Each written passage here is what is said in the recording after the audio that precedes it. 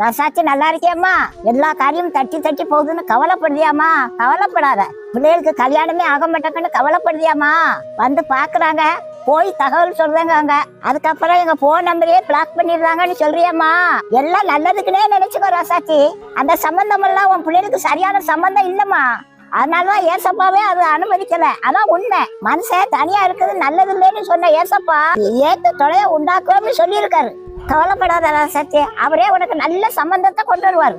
வார மருமா உன்னை மாமியாரா பார்க்க மாட்டா, பெத்த தாயா பாப்பா. உன் மகனுக்கு வர மருமவன் உன்னை அம்மா அம்மான்னு கூப்பிடுவாமா. அப்பதான் தெரியும் இவ்வளவு நாளா தட்டி போன காரியம் எல்லாம் நல்லதுக்குன்னு.